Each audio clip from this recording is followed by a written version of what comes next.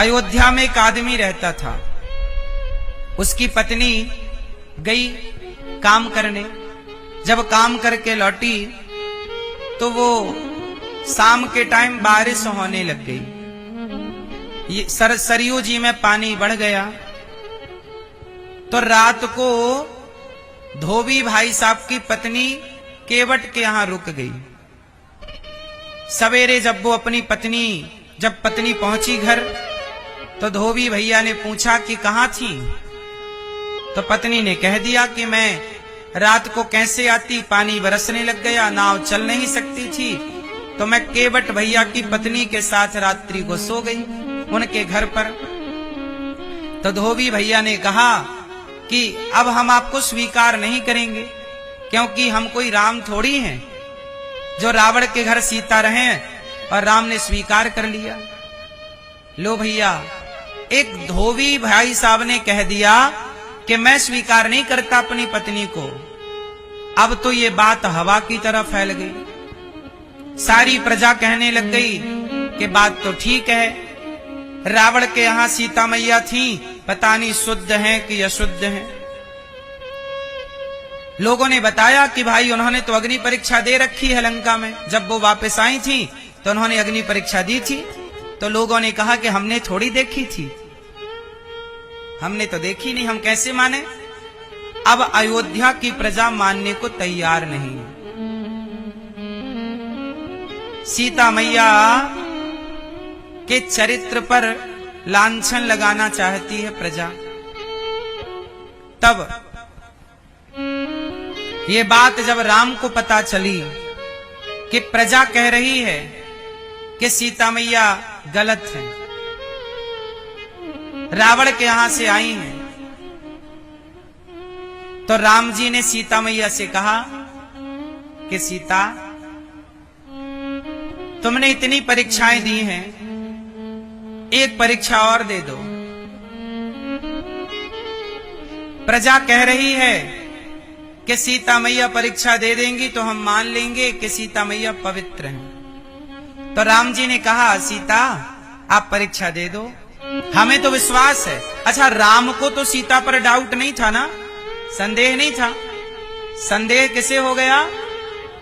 जोर से प्रजा को। तो राम जी ने कहा, सीता प्रजा को संदेह हो गया है, आप एक काम करो, अग्नि परीक्षा दे दो। तब सीता मैया बोली कि हे राम, मैं अग्नि परीक्षा तो दे दूंगी, लेकिन अब आप बताओ कि जो प्रजा मुझ पर भरोसा नहीं करती, मैं अग्नि परीक्षा देकर पवित्र हो भी जाऊं, पास हो भी जाऊं, तो अब आप बताओ। अच्छा, आप लोग बताओ, आपका बेटा आपके चरित्र पर लांछन लगा दे, माना कि आपका बेटा आपके प्रजा आपके चरित्र पर लांछन लगाए, तो ये बताओ वो भले आपका बेटा हो, उसके साथ अच्छा लगेगा रहना? अब बोलो, आदमी उसके साथ ही तो रहता है जिसके साथ भरोसा हो। आपको भरोसा नहीं है मुझ पर, तो मैं आपके साथ कैसे रह सकता हूं? सीता मैया कौन है? महारानी। और प्रजा, राजा पिता होता है, रानी माता होती है, और प्रजा पुत्र होती है, पुत्र पुत्री। क्यों जी, बात सही है? सीता माता जगत जननी है, जगत की माता है, और सीता मैया की प्रजा कौन है? पुत्र के समान। सीता मैया की प्रजा कौन है? अब पुत्र को संदेह हो गया कि हमारी माता गलत है, तो सीता मैया को लगा मैं परीक्षा देकर पवित्र तो हो जाऊंगी, लेकिन मैं ऐसी प्रजा के साथ अब रह ना पाऊंगी, क्योंकि आपको हम पर भरोसा ही नहीं है।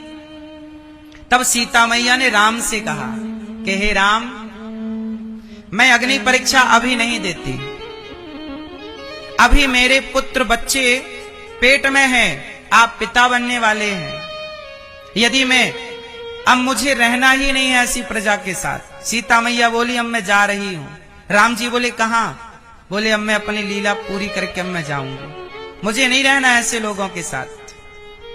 राम जी बोले, ना सीता आप मत जाओ, सीता मैया बोली, अच्छा मेरे गर्भ में आपके पुत्र हैं, मैं पहले पुत्रों को जन्म दे दूं और जन्म देकर के उन्हें पाल पोस कर संस्कारवान बना दूं, फिर मैं जाऊंगी। तो राम जी बोले कि इतने दिन आप रहोगी कहां? अयोध्या में रहोगी तो लोग आपको नाना तरह तरह की बातें कहेंगे। तब सीता मैया ने कहा कि राम, मुझे अयोध्या में अब नहीं रहना,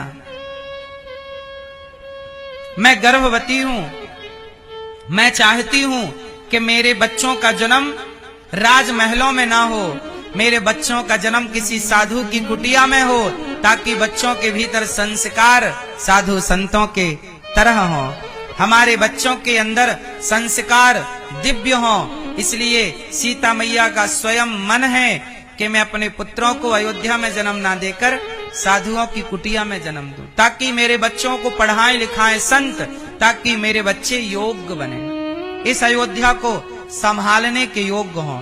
तब सीता मैया की सहमति के साथ राम जी ने उन्हें सुरक्षित लक्ष्मण जी के हाथों महर्षि वाल्मीकि जी के आश्रम में भिजवा दिया। अब बताइए इसमें राम की गलती कहां है? इसलिए सीता मैया ने लवकुश को जन्म दिया और जन्म देकर संस्कारवान बनाया और उसके बाद आई, आकर के लवकुश को राम के हाथों में सौंपा और बुलाया, प्रजा आपको संदेह है?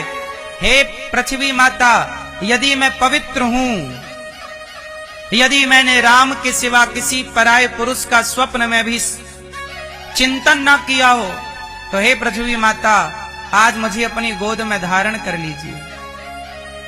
हे पृथ्वी माता, यदि मैं गंगा की तरह और अग्नि की तरह पवित्र हूं, तो हे पृथ्वी माता, मुझे अपनी गोद में जगह दे दो। हे पृथ्वी माता, यदि मैं माता अनुसुईया की तरह पतिव्रता हूं, तो मुझे अपनी गोद में स्थान दे दो। ये कहते ही पृथ्वी माता फट गई, गोद में पृथ्वी माता विमान लेकर प्रकट भई और सबके देखते देखते माता सीता पृथ्वी की गोद में समा गई। लोग चिल्लाते रहे, माता क्षमा करो, हमने झूठे ही कलंक लगा दिया आप पर, झूठे ही आरोप लगा दिया आप पर, माता हमें क्षमा करो। तब सीता मैया ने कहा, दुनिया वालों, कुछ बोलने के पहले विचार जरूर किया करो। इसलिए आप लोगों से मेरी विनती है, किसी को भी कुछ भी कह देना सही नहीं है। सीता मां को लोगों ने गलत तो कह दिया, पर वो थी पवित्र और चली गई। अब मुझे आप लोग बस इतना बता दो कि राम जी की इसमें पूरे प्रसंग में, पूरी बात में राम जी की गलती कहां है कहीं? आपको राम जी का दोष नजर आया कहीं? राम जी तो मजबूर हैं। राम जी क्या करते? यदि पत्नी की बात मानते, मतलब राम जी कह देते कि धोबी तू गलत कह रहा है, मेरी सीता सही है, मुझे सीता पर पूरा भरोसा है। अच्छा, राम जी को तो भरोसा था ही, राम जी कह देते कि सीता सही है और राम जी ना भेजते वनवास, तो क्या प्रजा कहना बंद कर देती? बोलो, प्रजा बंद कर देती कहना? लोग क्या कहते कि राम जी तो परिवार की बात सुनते हैं, प्रजा की बात से तो कोई मतलब नहीं। इसलिए राम जी ने परिवार को सर्वोपरि नहीं रखा। राम जी ने कहा कि राजा वही अच्छा है जो प्रजा के लिए परिवार का त्याग कर सके, जो परिवार का त्याग कर सके। किसके लिए? बोलो, जो बोलो, प्रजा के लिए किसका त्याग कर सके? बोलो जोर से, परिवार का। अब एक राजा है राम, जिन्होंने प्रजा के लिए परिवार का त्याग कर दिया। अब दूसरे राजा हैं धृतराष्ट्र, जिनका खुद का बेटा भरी सभा में एक नारी के, जो नारी दुर्योधन की रिश्ते में सगी भाभी लगती है, दुर्योधन की क्या लगी? द्रौपदी सगी भाभी। एक दुर्योधन है जो अपनी भाभी के कपड़े उतरवा रहा है दुशासन के हाथों, और राजा धृतराष्ट्र बैठे तमाशा देख रहे हैं। महाभारत किसकी गलती से हुआ? धृतराष्ट्र गलती ना करते तो महाभारत ना होती। अच्छा, धृतराष्ट्र की गलती क्या है ये बताओ। क्यों मैया? धृतराष्ट्र की गलती से महाभारत हुआ। कितने लोग इस बात से सहमत हैं कि धृतराष्ट्र की गलती है? कितने लोग सहमत हैं? ए भैया ध्यान से सुनो, कितने लोग सहमत हैं? क्या गलती थी धृतराष्ट्र की ये बताओ। महाभारत क्यों हुआ? गलती क्या थी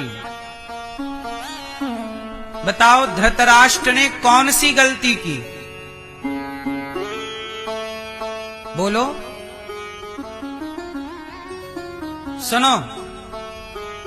धृतराष्ट्र ने सबसे पहले ये गलती की कि धृतराष्ट्र ने अपने बच्चों को संस्कार नहीं दिया। धृतराष्ट्र ने अपने बच्चों को क्या नहीं दिया? जोर से। यदि धृतराष्ट्र ने अपने बच्चों को संस्कार दिए होते तो संस्कार पाने वाला बेटा भरी सभा में किसी नारी के कपड़े ना उतारता। संस्कारवान होता तो किसी नारी का अपमान क्यों करता? संस्कारहीन था इसलिए उसने नारी के कपड़े उतारे। पहला। दूसरी, धृतराष्ट्र ने गलती क्या की कि जब भगवान कृष्ण शांति दूत बनकर आए कि पांडवों को 5 गांव दे दो, महाभारत नहीं होगा, तो क्या दुर्योधन 5 गांव दे सका? बोलो मेरी मां। जब आप अधिकार नहीं देते, यदि पांडवों को पांडवों का अधिकार दे दिया गया होता तो महाभारत कदापि ना होता। पांडवों को क्या चाहिए था?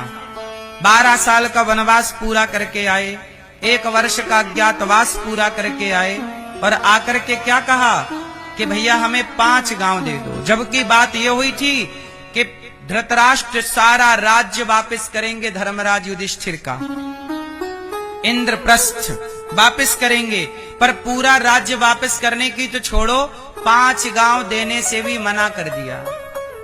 जब आप दूसरों का धन हड़प लेते हैं तो सर्वनाश होता है। इसलिए दूसरों का धन नहीं हड़पना चाहिए, दूसरों की संपत्ति नहीं हड़पना चाहिए।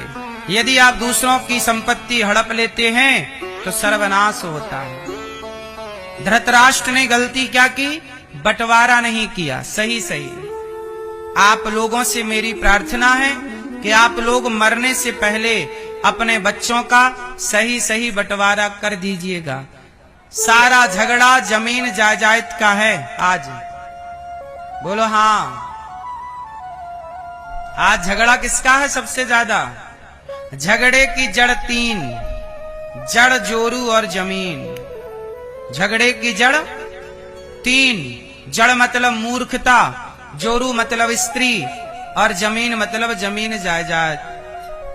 झगड़े की जड़ 3 ही है।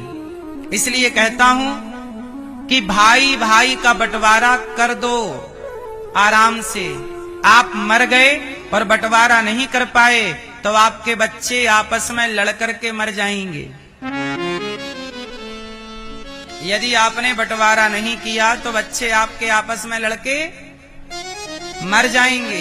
इसलिए समझदारी ये है कि आप अपने बच्चों का सही सही बंटवारा कर दीजिए।